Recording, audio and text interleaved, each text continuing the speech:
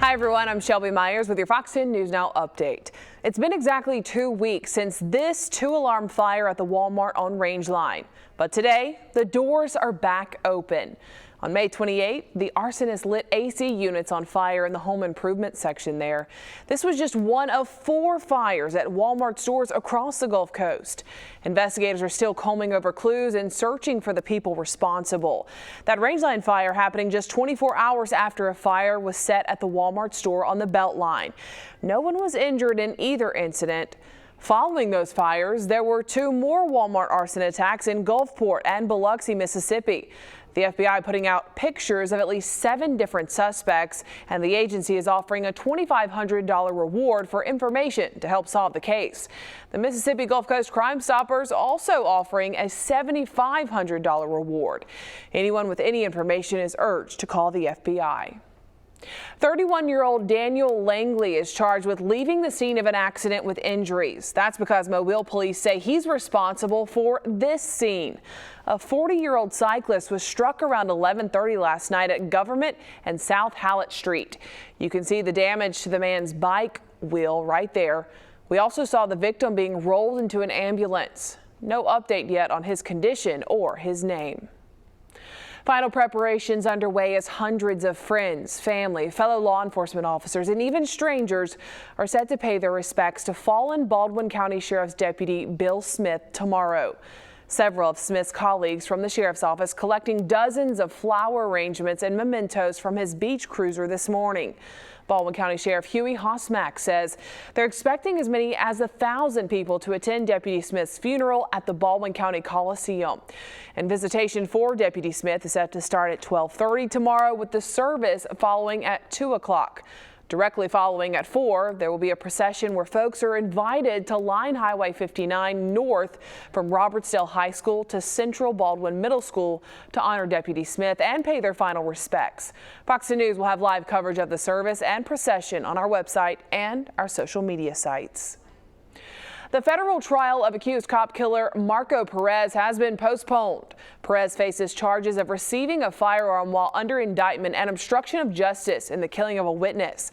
That witness was police officer Sean Tudor. Perez's trial had been scheduled for next month, but a judge has agreed to a defense request to delay it until the September term in light of the complexity of the case. Today, the U.S. Attorney's Office asked the judge to set a trial date as soon as possible to give Officer Tudor's family and witnesses time to arrange their schedules. Prosecutors expect the trial to last 2 weeks and anticipate calling as many as 50 witnesses. Perez also faces a capital murder charge in state court. A heads up now, if you live or work in Fairhope, the intersection of Church and Magnolia Streets will be closing for a couple days next week for infrastructure work. Crews are set to start at 7 Tuesday morning and hopefully wrap up by 5 o'clock Thursday afternoon.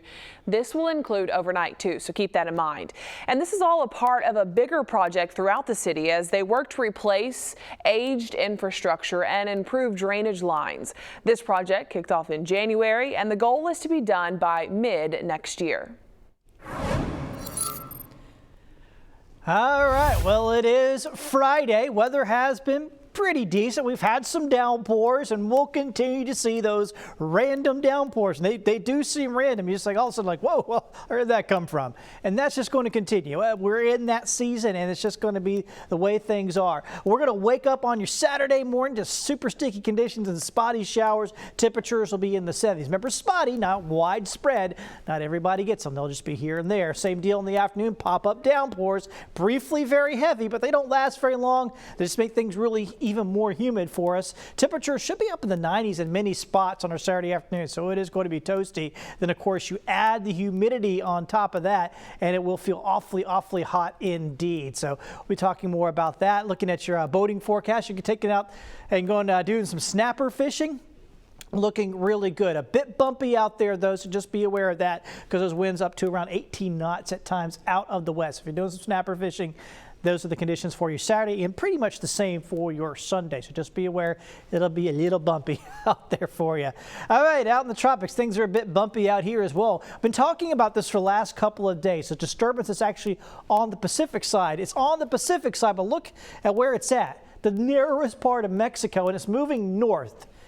So it has a chance of moving across the peninsula there, or the isthmus, I should say, and becoming a tropical system. The National Hurricane Center giving its opening bid of 20%. That will go up, okay? It's just that it may take longer than 5 days for this to fully develop. Here's what I'm talking about. There's what the spin right there on the FUTURECAST. This is the European model. It's going to work its way into that isthmus there of Mexico, the narrowest part. And then what's likely to happen, it's actually going to split. One's going to go off into the Pacific, but then this other system is going to likely form in the southwestern Gulf. Now, how strong does this get? I don't know. Nobody knows at this point. This is next Thursday. It's about a week away. It's going to take some time to watch this, see how this develops. But you can see the European model does bring this up into the Louisiana area. Don't get too focused on that, though. There's going to be a wide spread of possibilities, and that's all the way into the following Saturday, so 8 days away. So we got plenty of time to watch that and see what it's going to do. Just be aware it's a possibility here, and it is hurricane season. Back home weekend, temperatures in the 90s, so hot and toasty, 40% chance of scattered showers. And I promise you, I'm not just mailing this in, but it's basically going to be the same day after day after day. We're going to get these spotty showers and downpours at times, but the rest of the day will be just hot and humid, and that is not going to change. That is your outlook.